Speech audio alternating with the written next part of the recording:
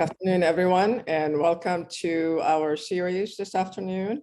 My name is Hanadi Rifai, and I am the director of the Hurricane Resilience Research Institute at the University of Houston. HURRY, as it's known, is a multi-state, multi-university national center of excellence in resilience. The idea is to advance our nation in terms of 6 dimensions of resilience. That's disaster mitigation, assessment, prediction, protection, education, recovery, and from all natural hazards, essentially. With the goal of creating and sustaining resilient communities, our mission is to serve as a resource. This is for envisioning, promoting, institutionalizing hurricane resilience culture, knowledge, solutions, and tools. Our main goal is to really change the paradigm from fixing it after it happens to be ready for it and anticipate it and accommodate it. And that's a much better way to, for a path forward. There are 6 member universities in the Institute. They're founding members. These include Louisiana State University, University of Florida, University of Texas at Tyler, University of Miami, of course, University of Houston, and Texas Tech. Before we begin this summer series, I wanted to go over the ground rules. We appreciate everyone being here today. Welcome. We want to make sure, if you don't mind, muting your mics while the speaker is presenting. And if you have any questions that you can think of along the way, put them in the chat and we'll get a chance to ask them at the end. We'll also, if there's time left, open up the microphone to engage in person.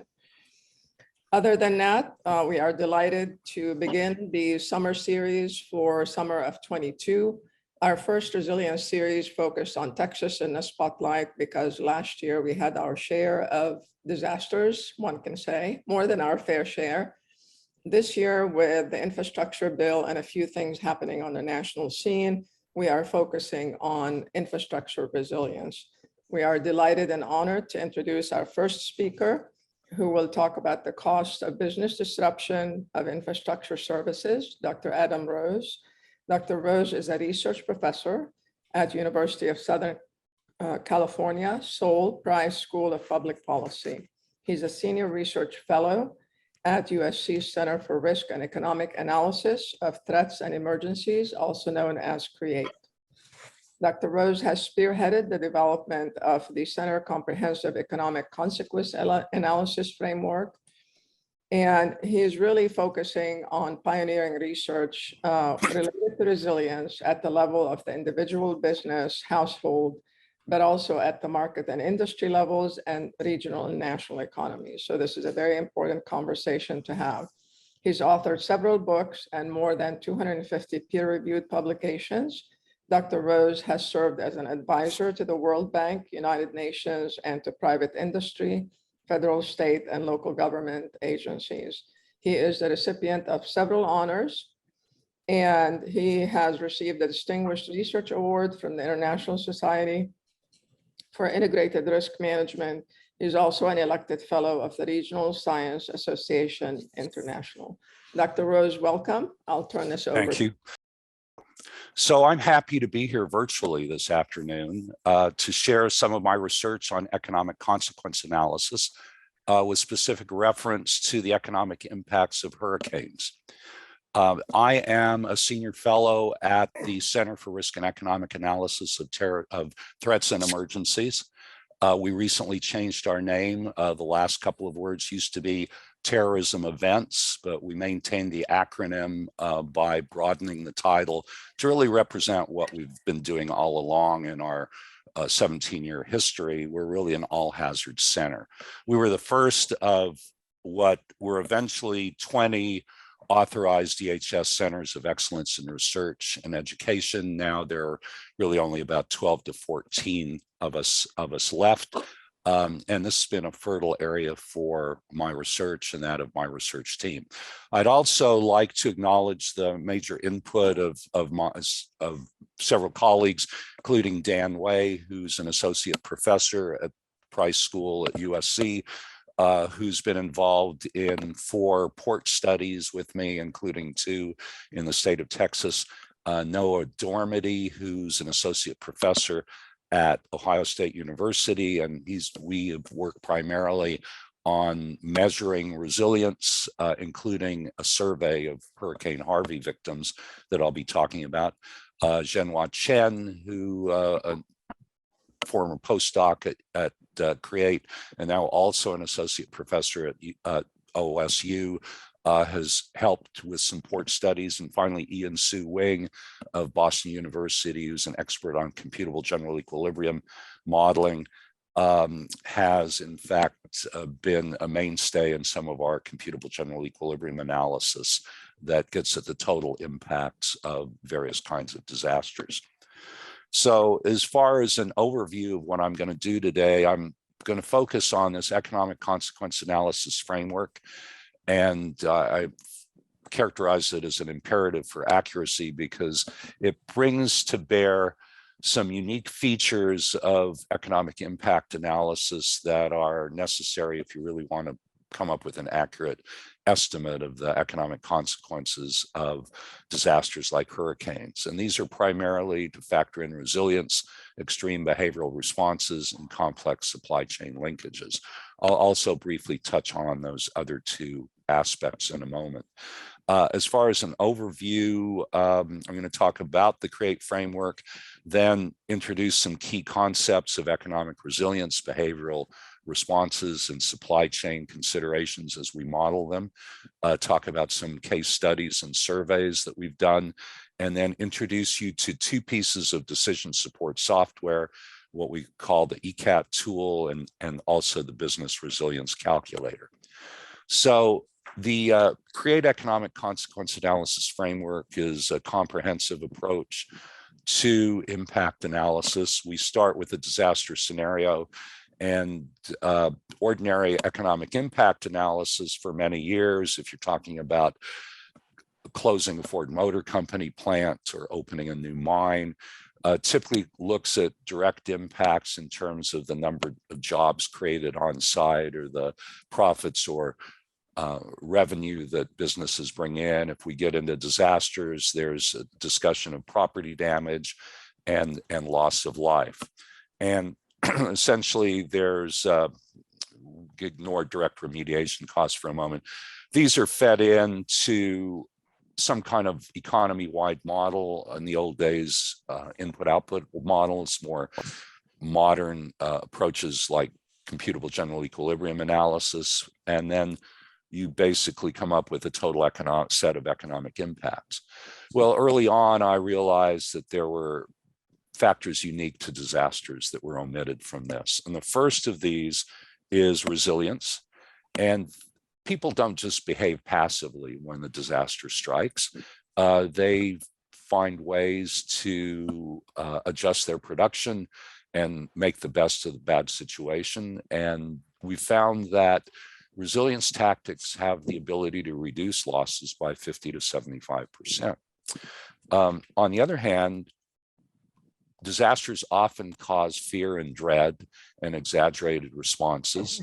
And I'll give you some examples of those, but we found that those actually exacerbate losses by as much as 1 to 2 orders of magnitude.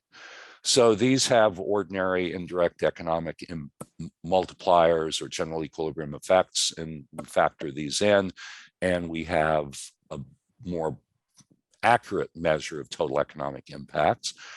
Direct remediation costs are especially important if you're talking about chemical, biological, rad, or nuke events. We won't get into those.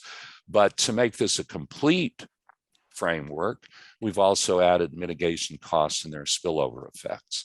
So what I mean here is that all the left side of what I've talked about until I got to mitigation costs, their spillover effects, were all loss estimates.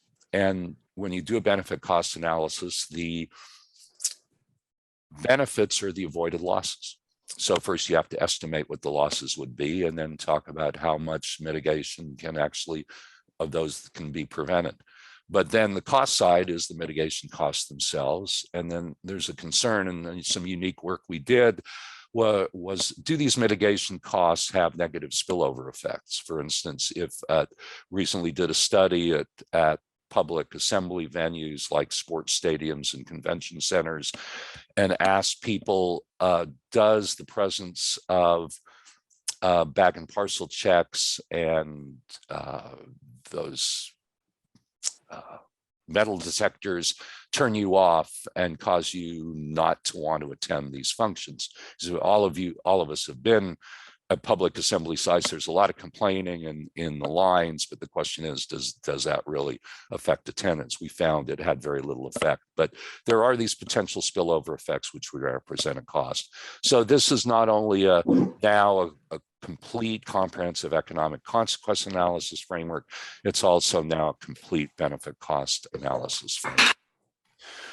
As far as economic resilience is concerned, this is probably a little different than what engineers are used to. I actually started my research in this area along with people like Michelle Bruno, Kathleen Tierney, Detloff von Winterfeld at the Multidisciplinary Center for Earthquake Engineering Research in the mid-1990s.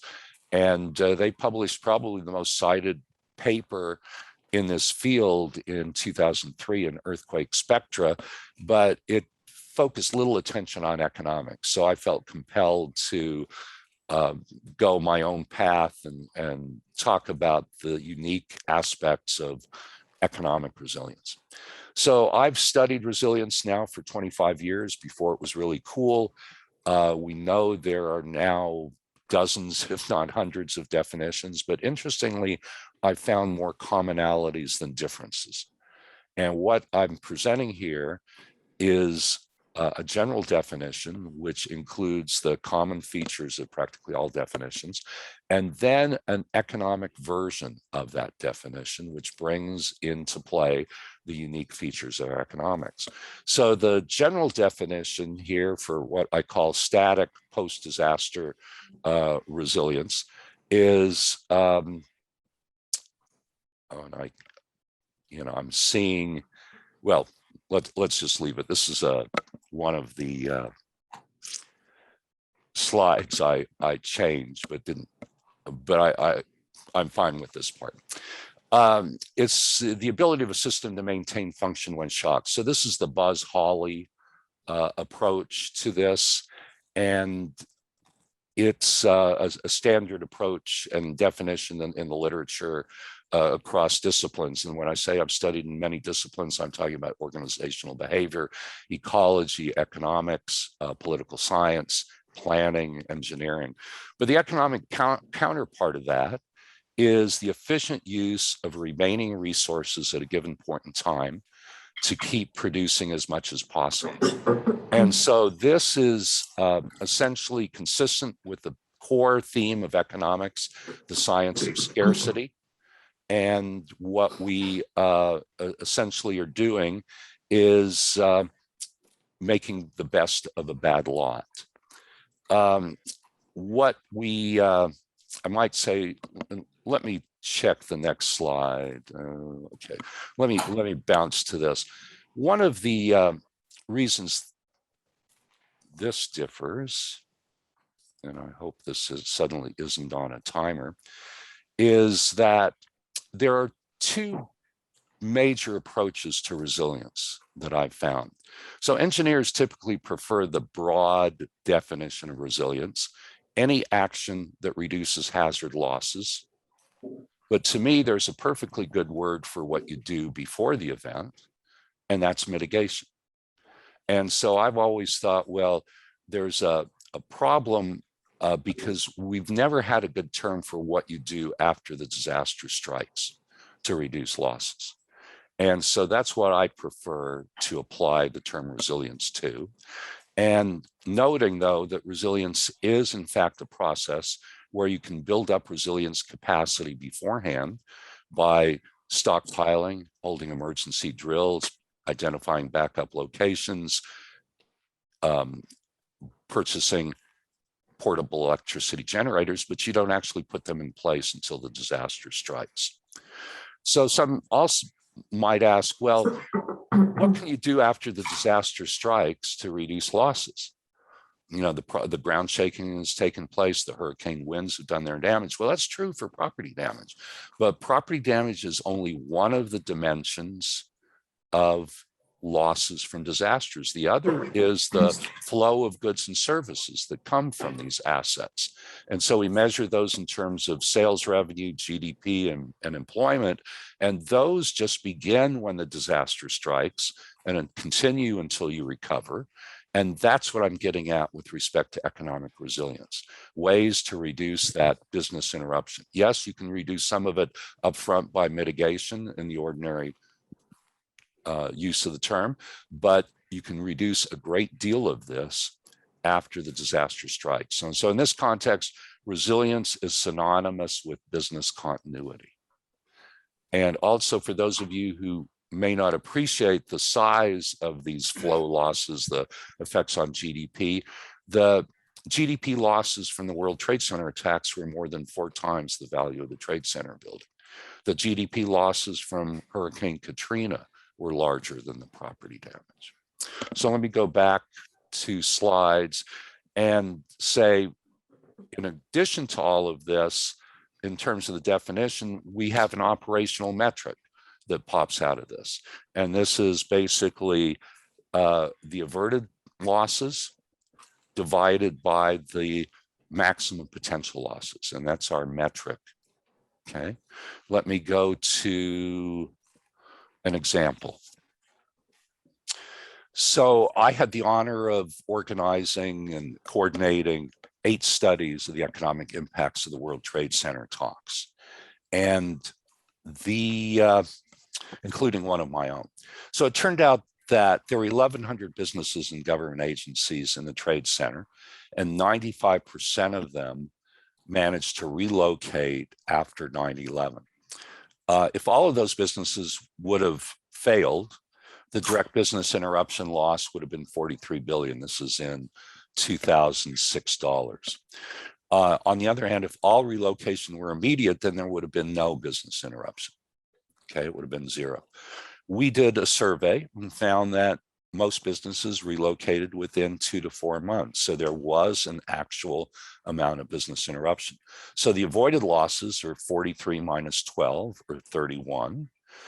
And the maximum potential was 43. So that's our metric. And it basically says 72% of the losses from potential losses from the World Trade Center attacks were prevented by the implementation of one of our resilience tactics, which is relocation. Let me mention behavioral linkages while I'm here. This typically refers to offsite responses associated with behavioral changes by businesses, households, investors, workers, government agencies.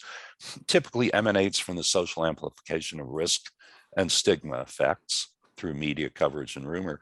And you have a situation where fear feeds on itself and spreads and translates into more direct business interruption losses. And then there are the supply chain follow-ups. This can increase GDP losses by 1 to 2 orders of magnitude. And in fact, in our 9/11 study, it turned out the largest single effect of 9/11 in terms of losses, comprising 80% of the GDP losses that actually ensued, were due to the almost 2-year reduction in airline travel and related tourism, because people were afraid to get on an airplane, especially to come to the United States. So these are what we call resilience tactics. They are basically derived from economic production theory. These are all the things you can do to cope with an input supply disruption that happens when a disaster strikes. At least the first 10 of them are. The 11th is a bit unique. And as you could see, what you conserve on a resource, you can isolate your business from the need for the resource. You can substitute another. You can build up inventories ahead of time, as I said. You can improve your management effectiveness in responding. You can pool resources. The final one is production recapture that's not often appreciated. And that is, for instance, if you've got an electricity power outage and no damage from a hurricane or earthquake, but a long-term outage, there's nothing that prevents you from making up lost production by working overtime or extra shifts at a later date. So these are our 11 major resilience tactics. I've got references in the last slide, and Hanadi, don't circulate this slide. It's the one I sent you last night. But there are references to our work in this area, and we just recently published a paper in the International Journal of Production Economics that actually a lot of engineers publish in, which provided the rationale and the production theory underpinnings for this set of resilience tactics. When we get into talking about port cases, and hurricanes often cause significant damage to ports, we've got the supplier side resilience that we need to consider as well. What I was essentially the types of resilience I was talking about in the previous slide, we might characterize more as customer side resilience. These are customers of the ports, direct and indirect, in terms of not having access to their to goods that they expected to receive. The port itself on the supplier side can use excess capacity, can prioritize offloading of cargo so as to favor perishables. For instance, there's ship rerouting, export diversion for import use, etc. Production recapture is a possible one too. And if you have damage to the transportation infrastructure, there are coordination with the transportation planners in the area that you want to implement. What I'd like to do, Hanadi, is take a minute to field some questions midstream so that we're on the same page, maybe to clarify any definitions, and see if I can bring up my latest PowerPoint in the meantime as well. So any questions from the audience? Let's see, I'm going to start the conversation, if I may, and ask you, you referred to resilience and you also referred to mitigation. So in the economic world, how do you distinguish then between the two or integrate them into your framework sort of organically? Yeah, well, good question. And it's a straightforward answer. So mitigation is anything you do upfront to reduce the frequency and magnitude of a disaster. So this could be anything from interdicting a terrorist to reinforcing buildings. And resilience, by definition, is things you do once the disaster strikes. And again, you can't pretty much reduce property damage, but you can reduce the GDP impacts, the business interruption. So that's how I make the distinction. There are some things, some resilience tactics that you start on ahead of the disaster, pre-positioning assets like purchasing a portable generator, or also, for example, stockpiling goods, but you don't implement them until after the disaster strikes. So that's the difference between the two. And the combination, they're not necessarily they're somewhat mutually exclusive. What we need to do, and the bottom line for me, is strike the right balance. So a lot of people say, oh, we've got to try to prevent all disasters. Number one, that's impossible. Number two, how you've got diminishing returns and the costs of 100% trying to prevent all disasters and just property damage losses is just exorbitant. We need to balance what we do before and what we do after. And a lot of these resilience tactics, and I'll talk about this later, are very low cost. And some of them, if they're truly things you implement after the disaster, you don't have to spend money not knowing the disaster is going to strike. So you don't really have to multiply the benefits by the probability of occurrence. You know the disaster struck. Now you can find a substitute input. Now you can implement conservation. Okay, where if you implement a building code, you spend a lot of money on building codes. To do an accurate measure of the benefits, you really have to multiply that benefit number by the probability distribution of the disasters it's intended to prevent. And that significantly reduces the benefits in relation to cost. Here, that number, that probability multiplier, is not necessary for a lot of resilience tactics.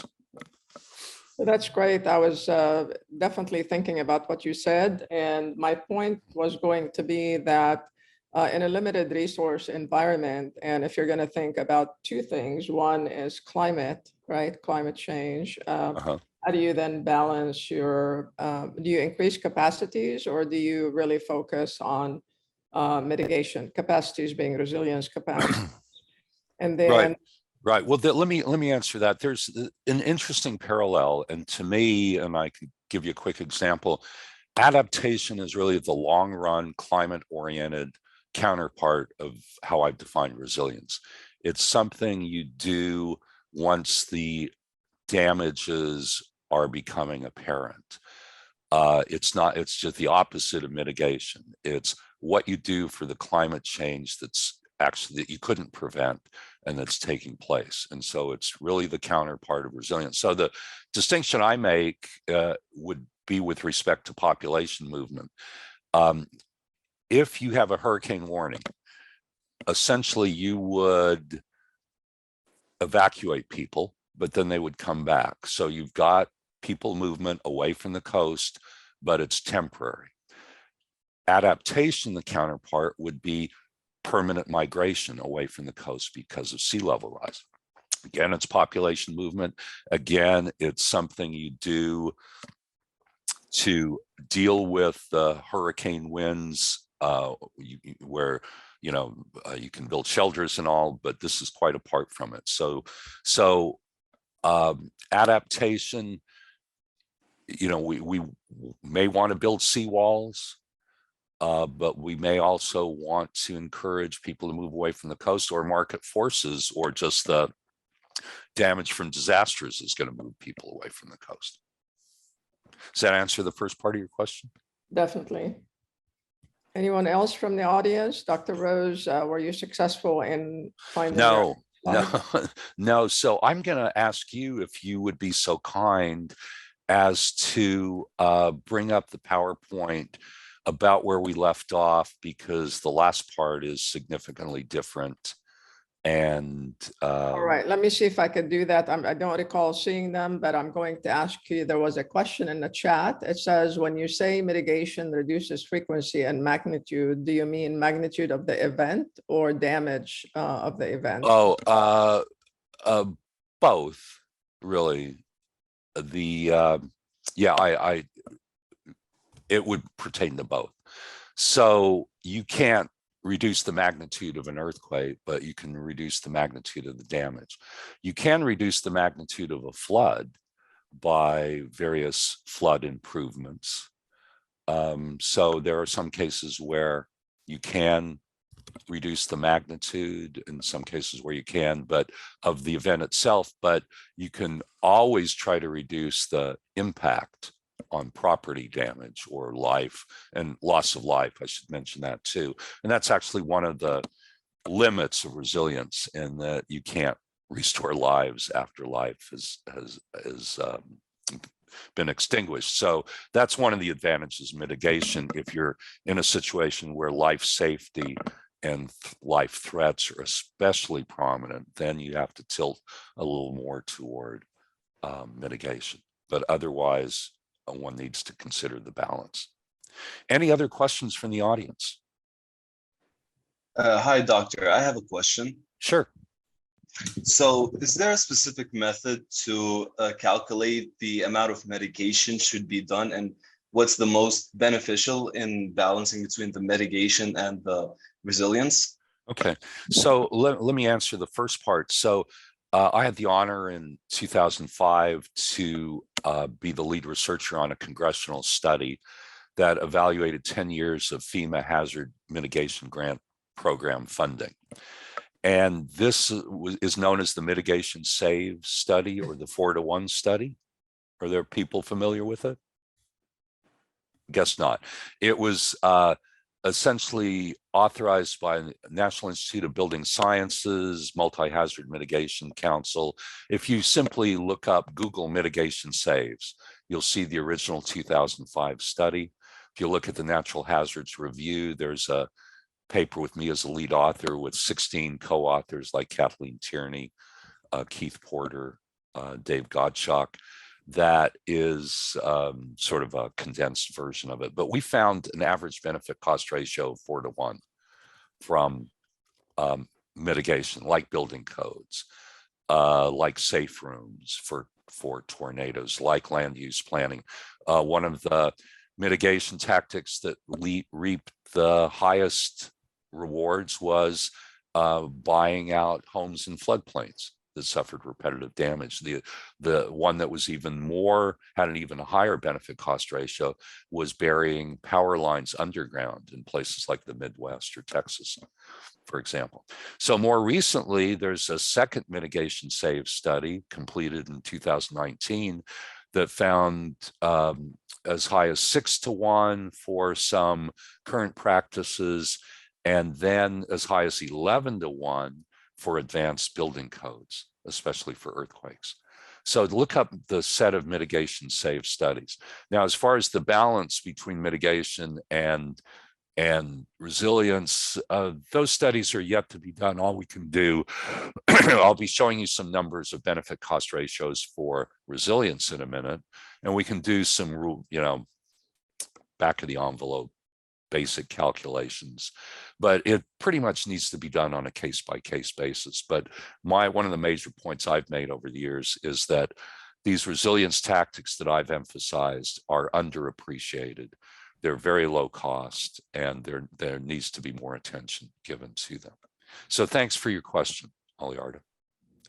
So this is, when we talk about a port disruption, and I've done 2 studies of major disruptions to Port Arthur, Port Beaumont complex, one in 2013, focusing in general on a 90-day disruption, and then one in 2019 focusing on oil imports and exports. But this is how we set this up, and here we have a tsunami causing this, but it could very well be a hurricane. And we have an initial cause, and then we have categories of impacts at the port. So we have the closure of the entire port, which is a possibility. We also have longer-term facility downtime at individual terminals after the port reopens. And then we have cargo damages on the ships. And each of these factors into various microeconomic impacts, disruption of port on-site operations. The blue ovals are various kinds of resilience, but the rectangles are in fact the types of disruptions. And again, all of these are these flow measures of functionality as opposed to property damage. Disruption of imports and domestic goods flows, disruption of export flows. Cargo damages also cause damage of import and domestic goods, which interrupts their flows and can cause damage of exported goods.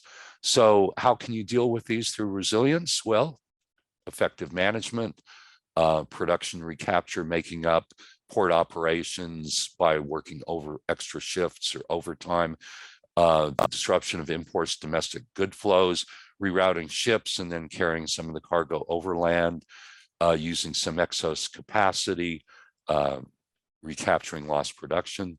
And unfortunately, there are limited resilience tactics for dealing with damage of goods at the port.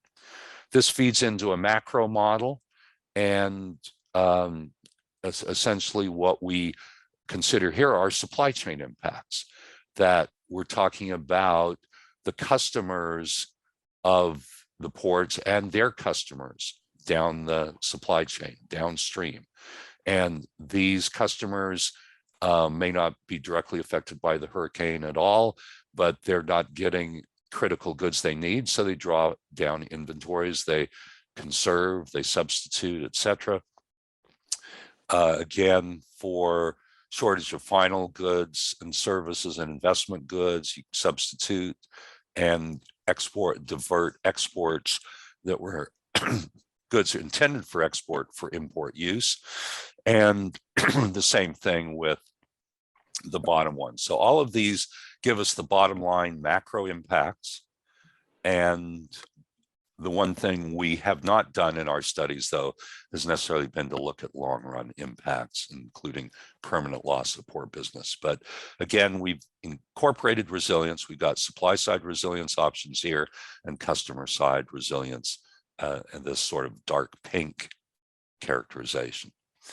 In terms of the modeling that I had mentioned a moment ago, we have computable general equilibrium analysis as our major tool. This is the state-of-the-art tool, which mainly in the purview of economists. There are some engineers who have learned this tool, but it's fairly sophisticated. While input-output analysis, the old tool, is understandable by many fields, this is somewhat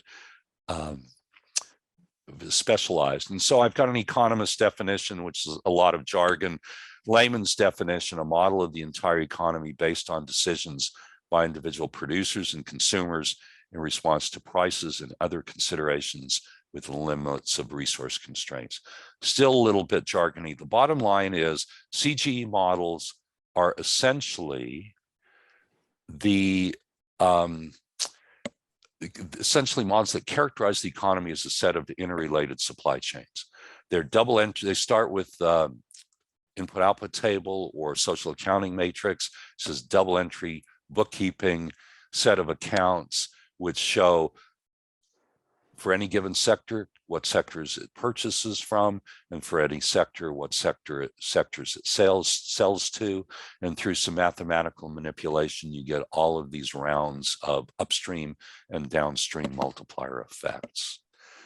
So in looking at the Port Arthur, Port Beaumont case studies, we talked about two scenarios. I'm going to focus on the one for 90 days for the 3-county Beaumont Port Arthur MSA.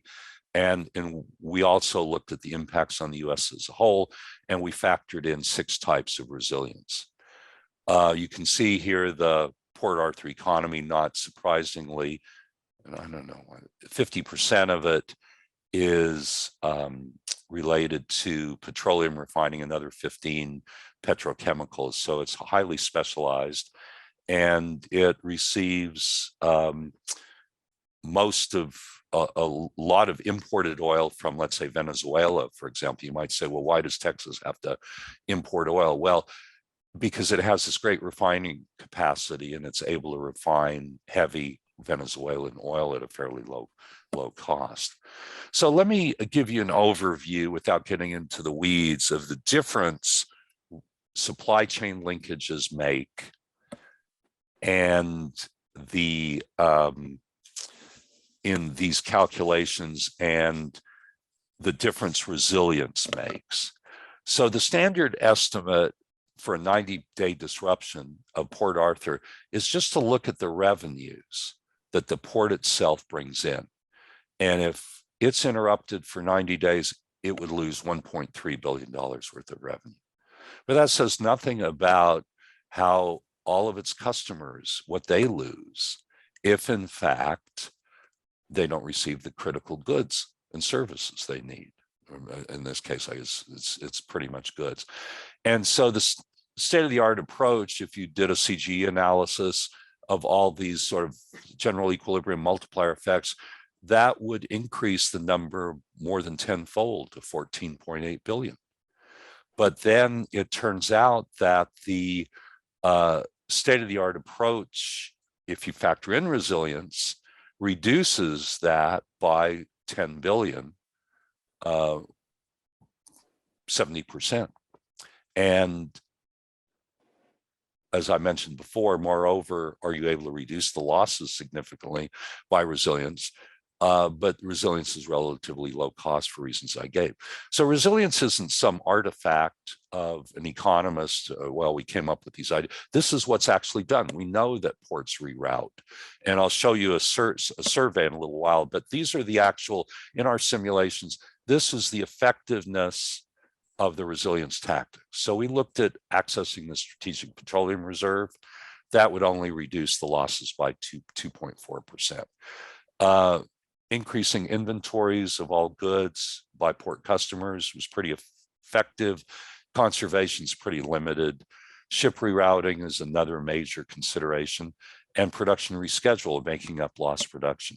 So these, as I recall, 48, I guess this does add up to the 67%. We've factored out overlaps and things like that. 48, 65. And if it doesn't add up to 67, there's a little bit of overlap between some of these.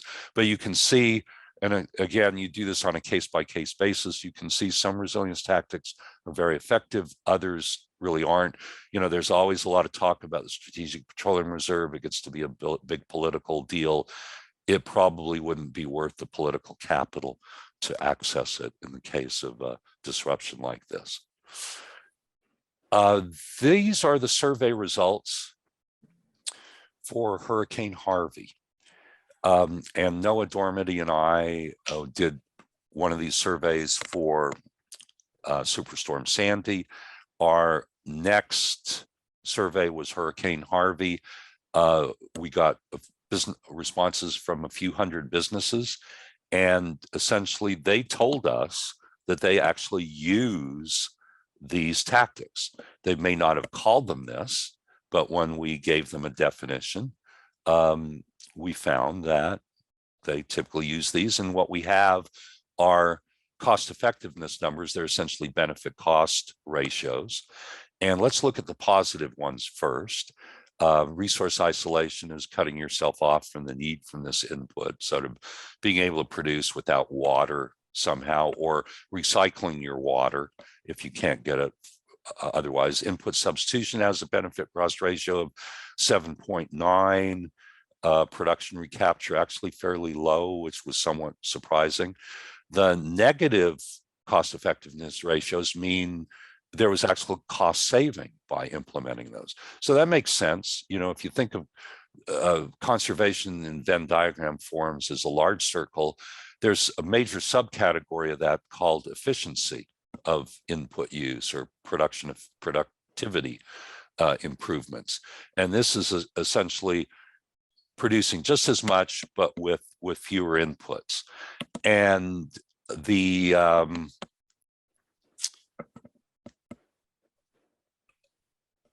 so essentially what the actions more than pay for themselves. And so excess capacity is pretty much laying there for the taking. There's no cost involved. When I talked about 9/11, I talked about the effectiveness of relocation, but we didn't really measure the cost. Here, for the first time, we've got a study that measures the cost side. So there's a cost.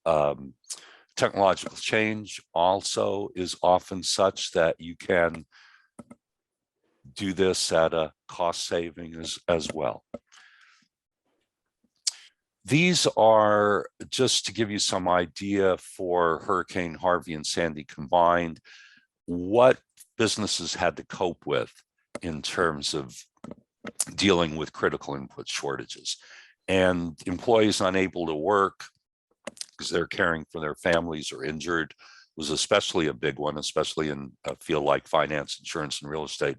This is before people realized how much you could do through telework, for example, which COVID has shown. But employees moving out of the area permanently, that didn't happen so much. Natural gas and water outages weren't so serious, but power outages, transportation, etc. And so if you look at our papers, we cross-tab some of these to see, what tactics were the most effective for which kind of disruption in our analysis. So let me wind down my presentation by talking about two decision support software tools that we've developed at Create. And the first one is ECAT, or the Economic Consequence Analysis Tool. And this was commissioned by DHS Policy Office. Eventually, we're hoping to get this up to be able to analyze as many as 35 to 40 threats in the Homeland Security National Risk Register. We do have it operational for the threats that are mentioned here. We don't have a hurricane, but hurricanes, you all know, if you're on this, tend to cause two types of damage. Wind causes the effects of the wind and the effects of the flood. So we do have the flood aspect handled here. And all the user really needs to do is click on to which of these threats, the 9 options, decide what kind of uncertainty display you want. Do you want just a point estimate, or an interval, range of estimates, or a cumulative frequency distribution? And simply hit go, and you get a first set of results. So essentially, this is the default, and it basically says that for the maritime port disruption, what you need to do to go beyond the default is enter how much in direct trade has been disrupted. And you're clued by clicking on this in terms of a definition. The format here is general, so as to take into account something like a tornado where the time of day makes a difference. Here, if you're talking about a port, you're talking about, you know, often 24/7 or longer term disruptions. So time of day is not relevant. The location, specific location, isn't so much. But we get down to various kinds of resilience, and essentially the default is no resilience. So there's no inventories, no recapture, no rerouting, no conservation. And you can click on, for your case in point, then the amount of trade disrupted, and then the options for resilience in terms of inventory holdings, rerouting, etc. But for the default case, what this shows in 2012 dollars is that if there's a disruption of $136 billion worth of trade in commodities in a port, that's going to lead to GDP losses of 122 billion and at a cost of 257,000 jobs throughout the US economy. All these impacts are national. Okay. And if, you know, you might say, well, why is this number lower than this? Well, the commodity and billions of trade is in gross terms. This is in GDP net terms. So the net amount of this is about 60%. The ratio of GDP to total gross output or total sales revenue is about 60%. That would be 100 billion of commodity losses translated into $122 billion worth of GDP losses. And then the job, that doesn't affect the jobs. On the other hand, if you also want to just examine the effect of one of the resilience tactics, and you can do this in a comparative static mode, you can look at resilience tactics one at a time. What we've done is we've activated ship rerouting of 35% of the cargo, and that reduces the GDP losses from 121 to 81. And it's that's a reduction of close to what the rerouting is. And the number of job losses is actually even reduced significantly more. And I have to say, I'm not quite sure why, except that there are a lot of jobs needed for the rerouting process in terms of overland transportation, for example. And I think there's some rerouting that is oriented toward the more critical industries, and all of this helps to reduce this job loss much more than the GDP loss. So this is an example of the operation of the economic consequence analysis tool. And then finally, talk about the business resilience calculator, which is available to individual businesses.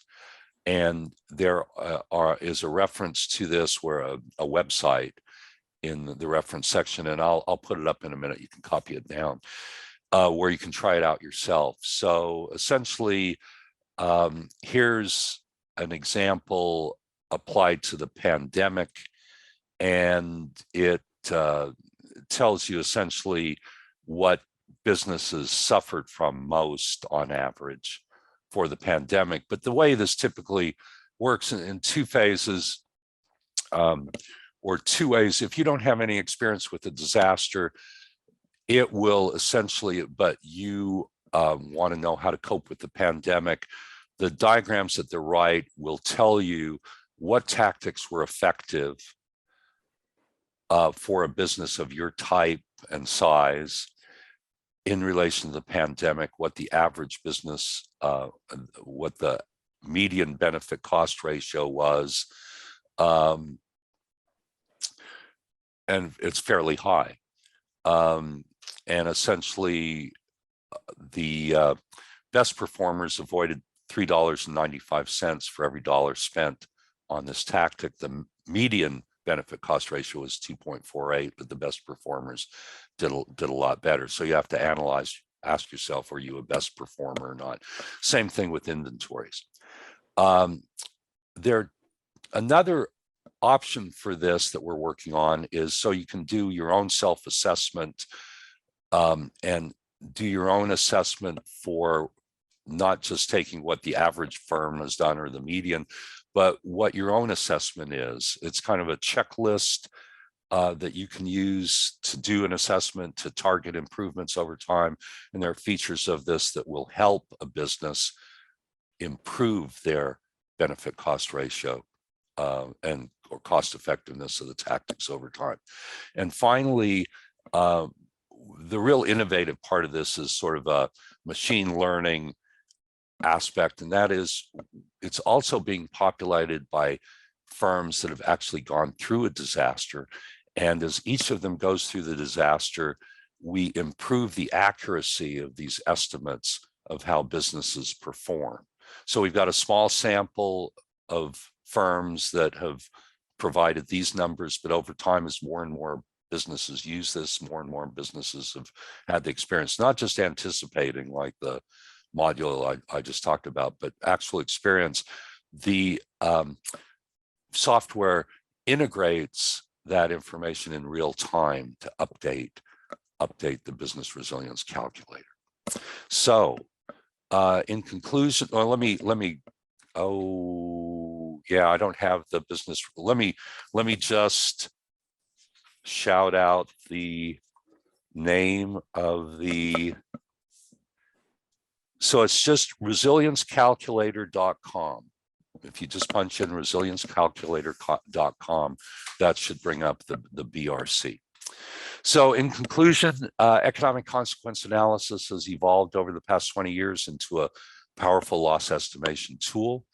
The major advances are the incorporation of resilience and behavioral responses and into computable general equilibrium models to capture supply chain effects.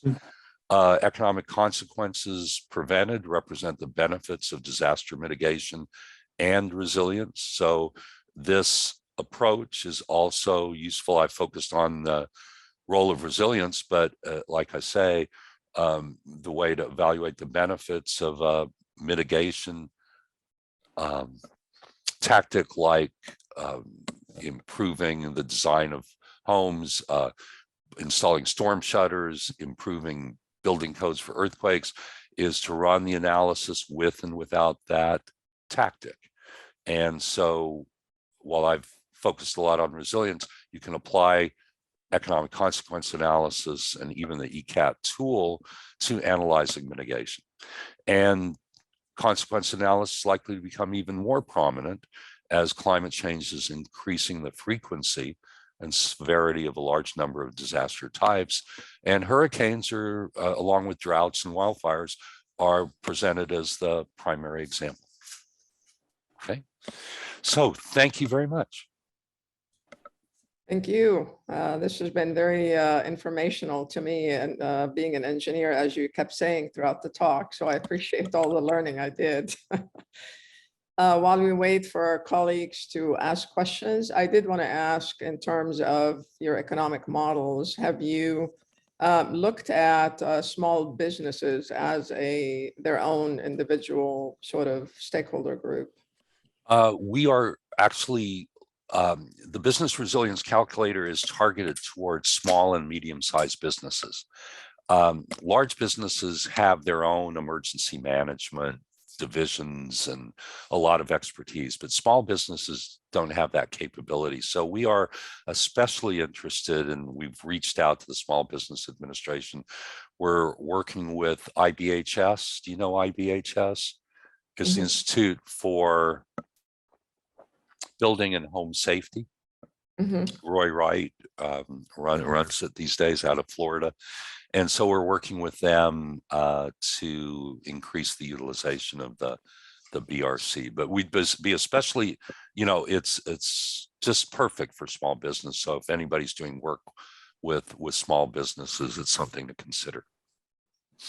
Sounds great. So we have a question from Gordon Wells. He says, how do you measure business interruption cost in real time during and following a disaster?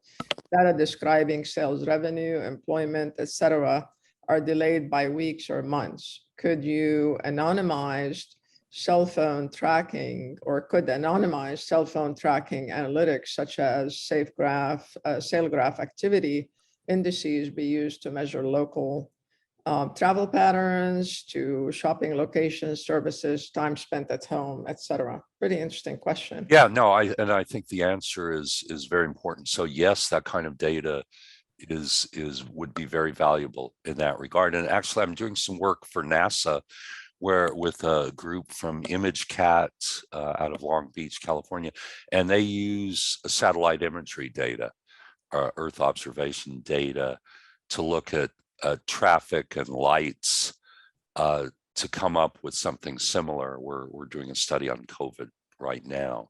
So these other approaches to get real-time data, I think, are valuable. Now, for the individual business, go back to the calculator, how the individual business copes. They know themselves, of course, you know, what the disruption is.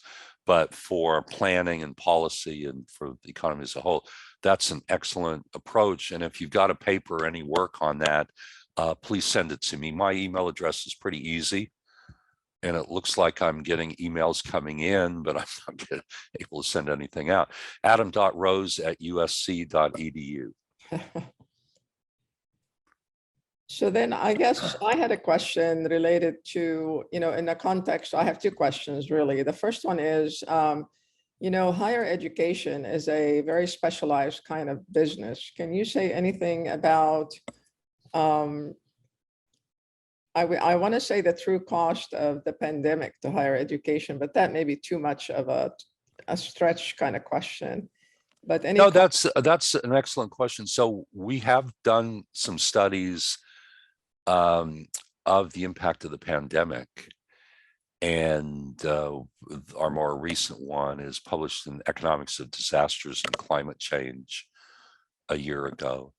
And we've looked at the effects on the economy as a whole, but I think it would be very valuable to do a study on the effect on education. I think that would take a while to do, and one would have to venture into areas that, you know, you and I don't necessarily have expertise, and that's the quality of education through distance learning and what's been lost.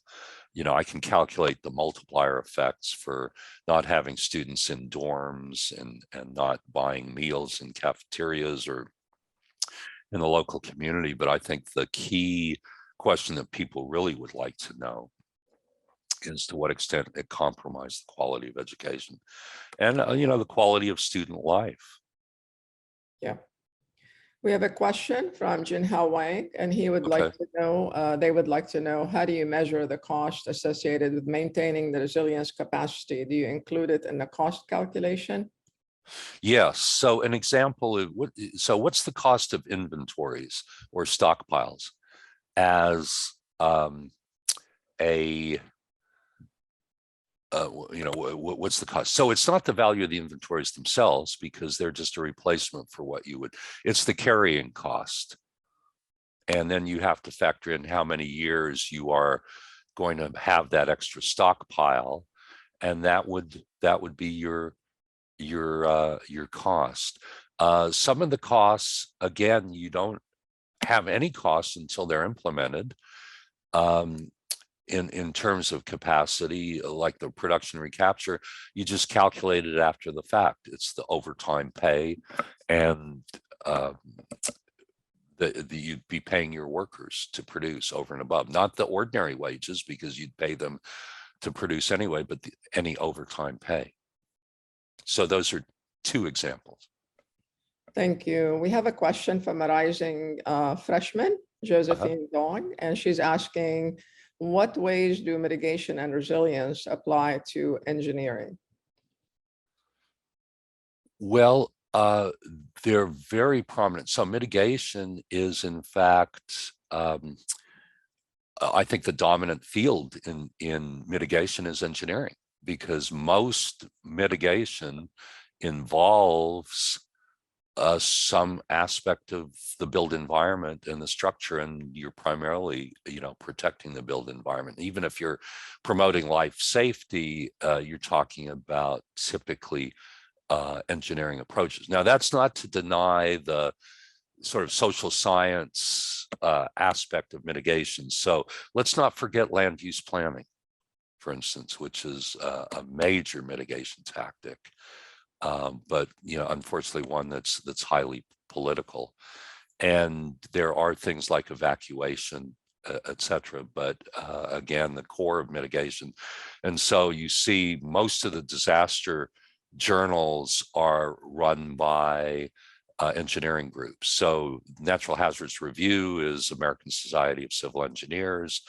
Earthquake Spectra is Earthquake Engineering Research Institute, which is really a trade organization dominated by engineers. As far as resilience, the way I've defined it, it's less so engineering. It's primarily matters of economics and management. So I hope that answers your question. Look, I thought I saw another.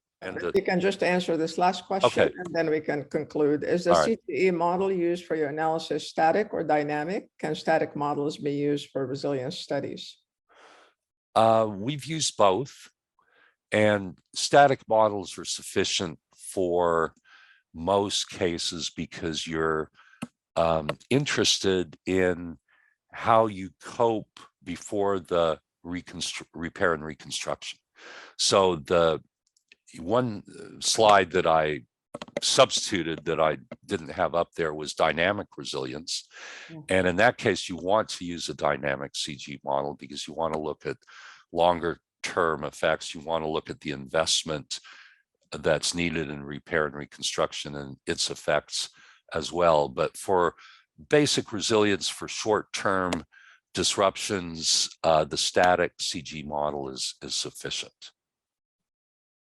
And as far as a dynamic CG application for dynamic resilience that deals with reconstruction, there's a paper in the journal called Risk Analysis, and the main author is Wei Ji, so that's W period capital XIE, and it's on and I'm the second author, the dynamic resilience in the aftermath of the Wenchuan earthquake. It's a major earthquake that hit China 20 years ago or so. Wow. Dr. Rose, thank you so very much. We have enjoyed your presentation and hope to continue the conversation. Oh, sure. Nice to meet many of you. Sorry for some of the problems with the PowerPoint, and my next priority is to restore my email. That sounds great. And be resilient with your email. Yes. Yeah. Well, I did the best I could. Hopefully it was.